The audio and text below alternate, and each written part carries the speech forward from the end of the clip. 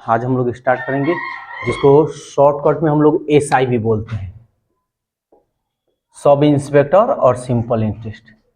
ठीक है ना। तो आज हम लोग सिंपल इंटरेस्ट के बारे में कुछ जानेंगे, फार्मूला वार्मूला कुछ जानेंगे, और उसके बाद हम इसका कुछ कॉन्सेप्ट बताएंगे जो कि फार्मूला का यूज नहीं होगा। सबसे पहले हम जानेंगे मूलधन, जिसको हम प्रिंसिपल बोलते हैं, जिसको P से डिनोट किया जाता है। उसके बाद होता है ब्याज, जिसको हम इंटरेस्ट कहते हैं। ठीक है, जिसको हम SI सिंपल इंटरेस्ट या IV इंटरेस्ट कह सकते हैं। उसके बाद होता है समय, समय को हम टाइम बोलते हैं। इसको दो से यूज डिनोट किया जाता है, एक तो T से और एक N से। दर, इसको रेट बोलते हैं, जिसको R से डिनोट किया जाता है। एक होता है मिश्र धन,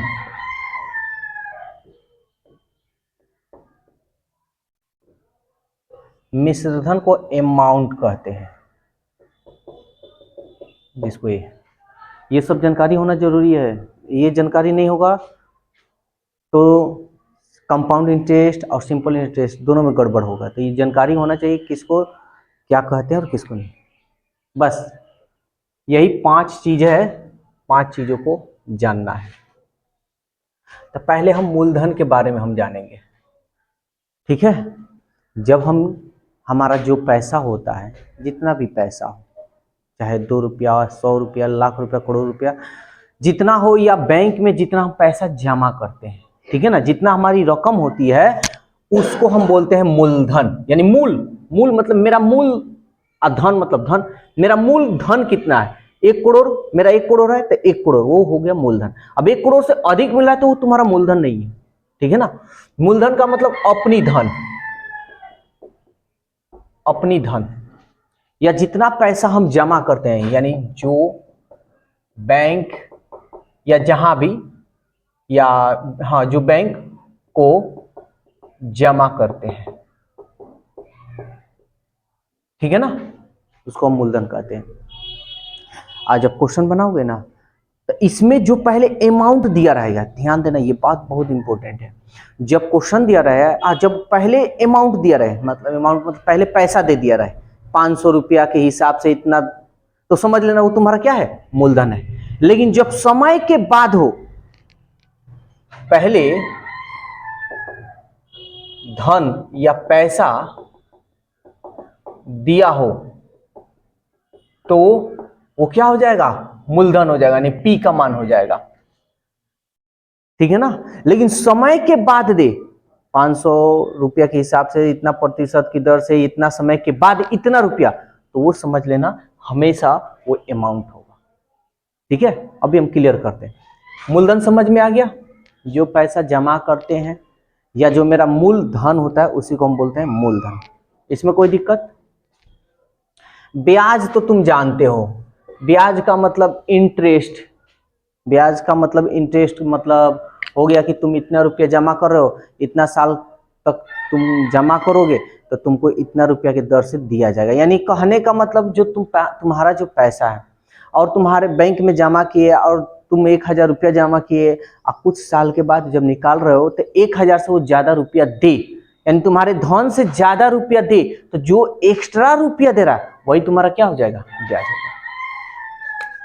यानी अपनी धन से ज्यादा धन मिले तो ज्यादा जो धन होगा वह क्या होगा, वह ब्याज होगा। 1000 रुपया जमा किए, अब बैंक हमको दे दिया 1500 रुपया, तो इसमें एक्स्ट्रा कितना हमको मिल रहा है, तो 500 रुपया हमारा क्या हो गया, ब्याज हो गया। क्लियर।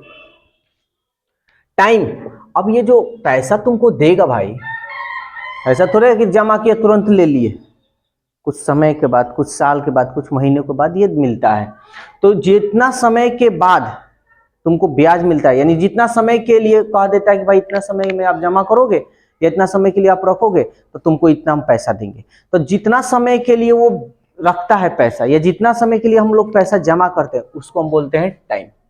कोई दिक्कत?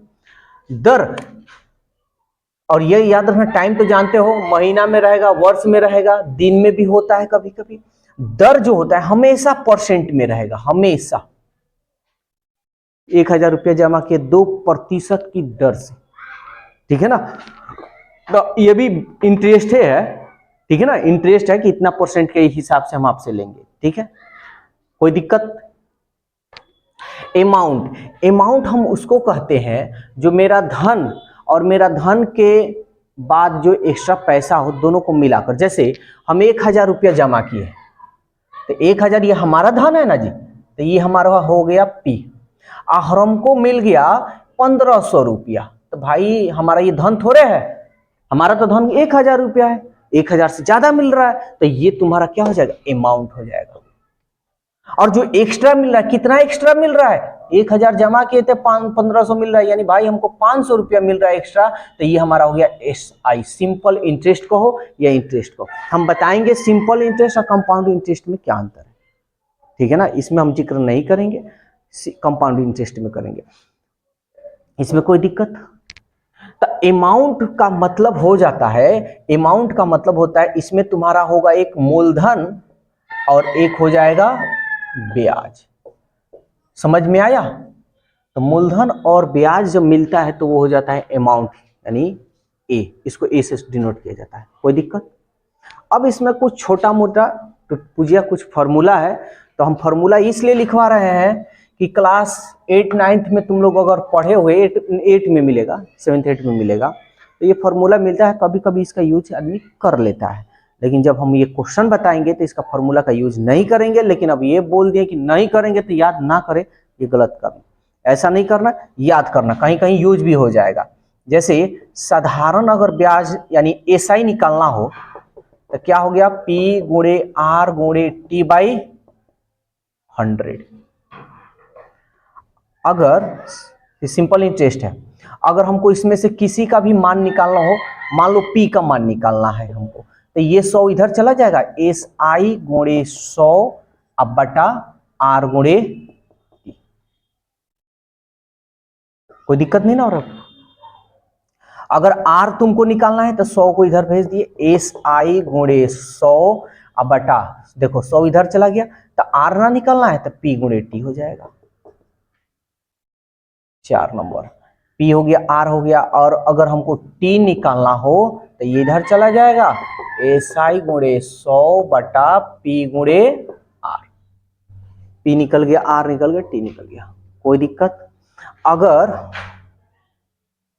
हमको अमाउंट निकालना हो, A का मान, तो P प्लस SI। अभी देखो यहां बताएं, इंग्लिश में याद रखना सब, ठीक है, इंग्लिश में याद करना अच्छा भी लगता है। अगर हमको P निकालना हो, अगर मूलधन निकालना हो, तो अमाउंट में से अगर SI को निकाले तो नहीं निकल जाएगा जी, और SI अगर निकालना हो, देखो SI का ये भी फॉर्मूला है कि ये भी फॉर्मूला, तो क्या करेंगे? अमाउंट में से अगर P को निकाल देंगे तो जो एक्स्ट्रा रुपया होगा वही ना हमारा होगा। कोई दिक्कत? तो ये तुम्हारा टुटपुजिया फॉर्मूला है, लेकिन टुटपुजिया कहीं कहीं काम में आ जाता है, ठीक है।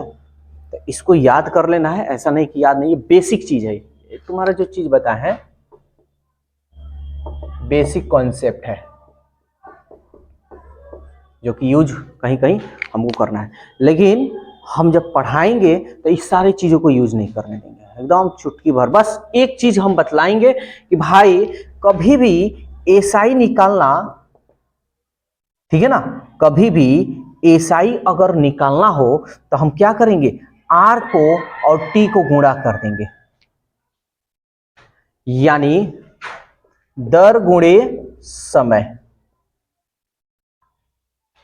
समझ में आ रहा है? दर गुणे समय को अगर हम गुना कर देंगे तो मेरा क्या निकल जाएगा? SI निकल जाएगा, ठीक है। एक देखो देखो क्या कर रहा है, ₹2200 के उधार पर, ₹2200 उधार लिया, 5 वर्षों में, 5 वर्ष में 5% साधारण ब्याज, 5% साधारण ब्याज की दर से कितने बराबर भुगतान अदा करने पड़ेंगे। तो सवाल क्या कह रहा है, ₹2200 के उधार पर 5 वर्षों में 5% साधारण ब्याज की दर से कितने बराबर भुगतान अदा करने पड़ेंगे, यानी ब्याज हमको निकालना है, यही ना। अच्छा एक बात बताओ, देखो एक ही कंसेप्ट से इसको भी हम खत्म करेंगे, इसके पहले जितना पढ़े हो वही कंसेप्ट, इसमें कोई दूसरा ट्रिक व्रिक नहीं, एक ही को कंसेप्ट। एक बात बताओ, हमारा जो धन होता है, चाहे ₹1 हो चाहे ₹2200 हो, अपने आप में 100% ना होता है जी। तो 100% का नमन ₹2200 दिया है, हमको सवाल बोला है कि भाई ब्याज निकाल दीजिए। हम बताए ना कि समय को और आर को गुना कर लो तो ब्याज हो जाएगा 50, यही ना ब्याज हुआ, इसी का नमन निकालना है।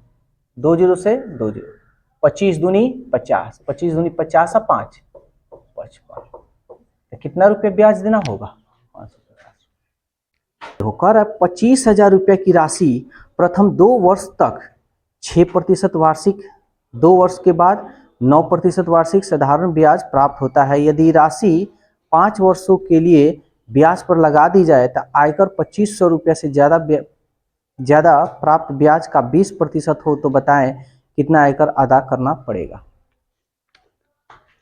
सवाल कह रहा है टैक्स ₹25,000 है और ₹25,000 कह रहा है कि 2 वर्ष तक 6%, यानी 2 वर्ष तक 6%, तथा 2 वर्षों के बाद 9%। अब 2 वर्ष हो जा रहा है ना, तो 2 वर्ष के बाद 9% उसको देना होगा। चलो ठीक है, 9% देना होगा, लेकिन कितने साल का ये मेरे को मालूम नहीं है, आगे हम देखते हैं। यदि वह राशि 5 वर्षों के लिए ब्याज पर ली जाए, अच्छा 5 साल के लिए ना, तो 2 साल तो 6% शेष कितना, कितना साल, 3 वर्ष ना जी, 3 वर्ष पर इतना पर लगा दी जाए तो आयकर ₹2500 से ज्यादा प्राप्त ब्याज का 20% हो, यानी कह रहा है ना जो टैक्स है ये आयकर ₹2500 से ज्यादा प्राप्त ब्याज का 20% हो तो बताएं कि कितना आयकर अदा कर, यानी ₹2500 से ज्यादा अगर दोगे ना टैक्स तो तुमको 20% उसका देना होगा अलग से, ठीक है। तो चलो पहले हम निकालते हैं, तो 2 छके 12% और 3 नवा 27%, ठीक है ना। टोटल हमारा कितना हो रहा है, 7 और 2 9, 1 और 2 3, 7 और 2 9, 2 और 1 3, 39% हो रहा है ना।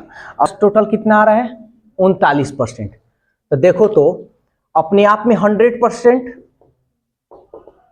यही ना 25,000 है, तो 39% का मान निकाल लें, कितना ब्याज आ रहा है देख लेते हैं। 2 जीरो से 2 जीरो, एगो जीरो है जीरो, 25 नवा 225, 22 हासिल, 25 3 75 जोड़ लेते हैं, 5 और 2 7 और 2 9, 9 7। ब्याज तो भाई इतना आ रहा है जी, सवाल कह रहा है कि अगर ब्याज यानी ₹2500 से ज्यादा आ रहा है, कितना, ₹2500 से अगर ज्यादा आ रहा है ना, तो उसका 20% बतलाना है आपका मान। बताइए 20% का कितना आयकर अदा करना होगा, कितना टैक्स। तो 2500 का माइनस हम कर लेते हैं, 0 5, 7 में से 5 गया 2 और 9 में से 2 गया 7, 7,250 ना आ रहा है।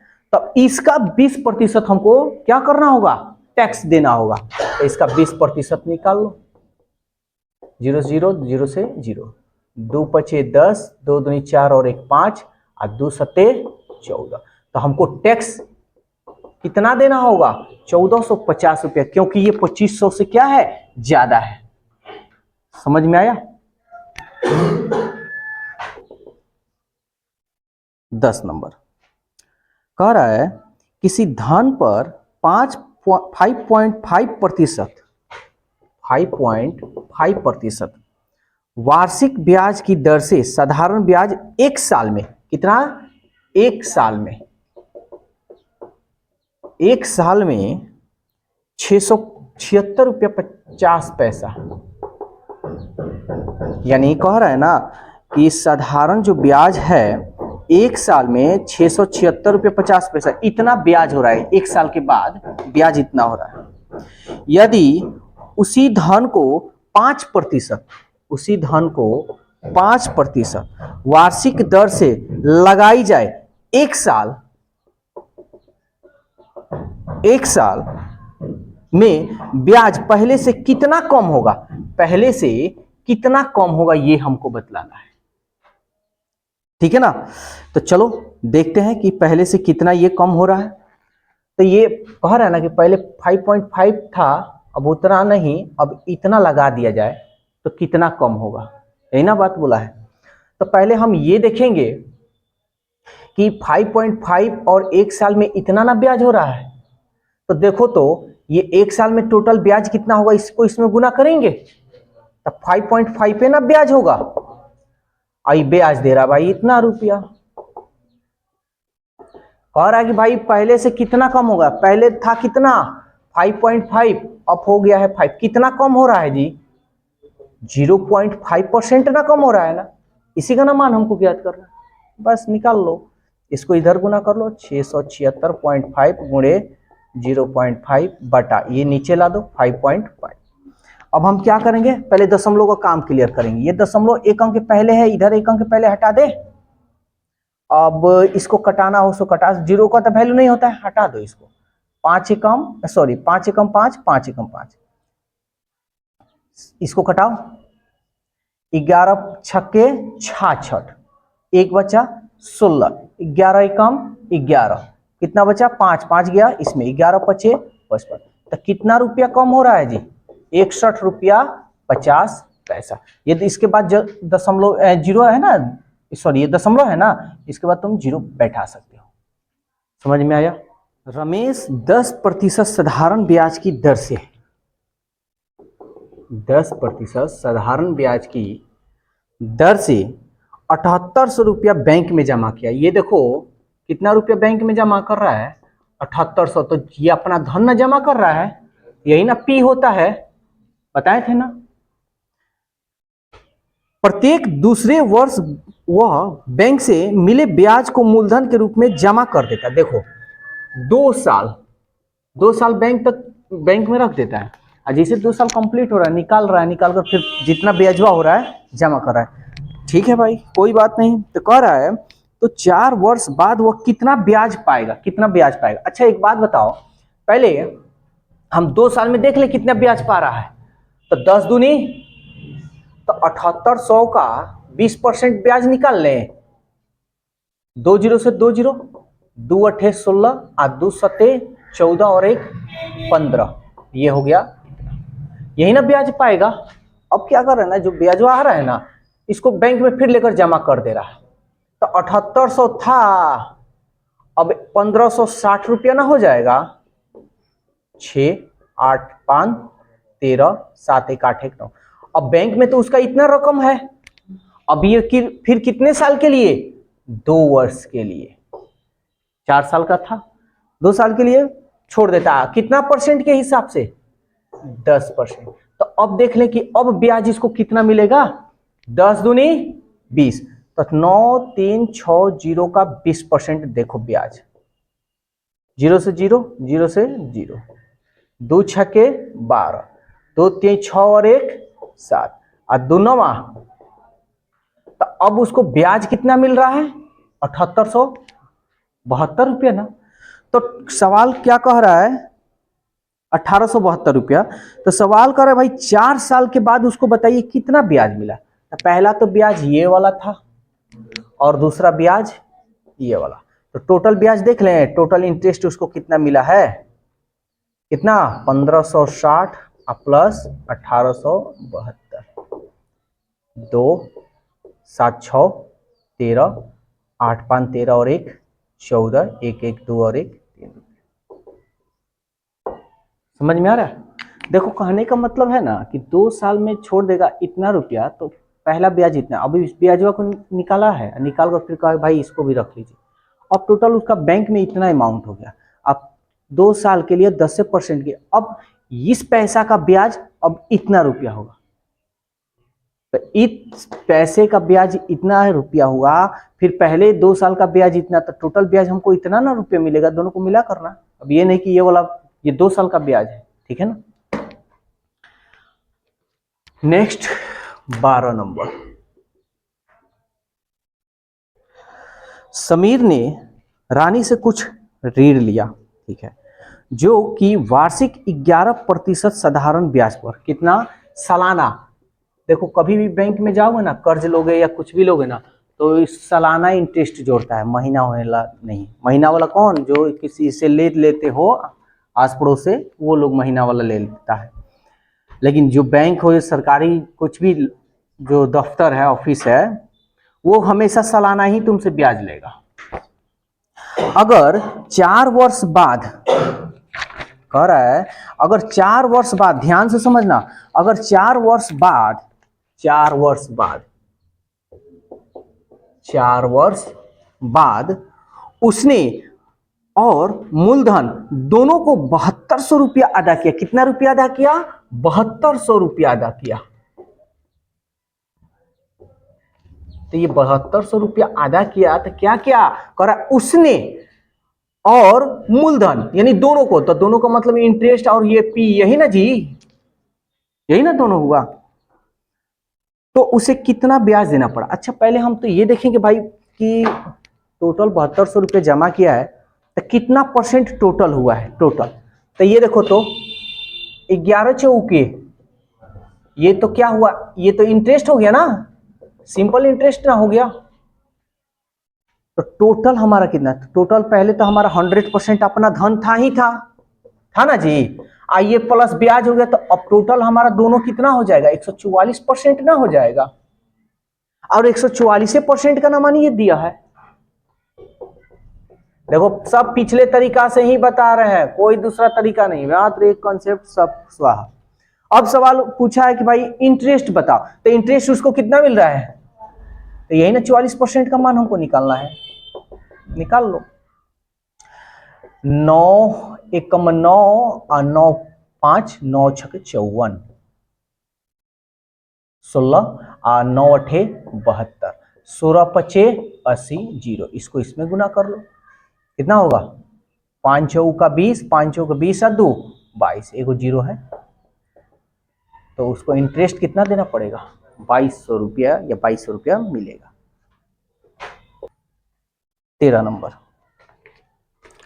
कह रहा है किसी धन पर 5% साधारण ब्याज की दर से 4 साल में, कितना, 4 साल में 800 रुपया है, उसको कितना, 800 रुपया मिलता है, तो धन बताइए। अच्छा एक बात बताओ, ये समझने वाली चीज, यही ज्यादा कंफ्यूजन हो गई सब।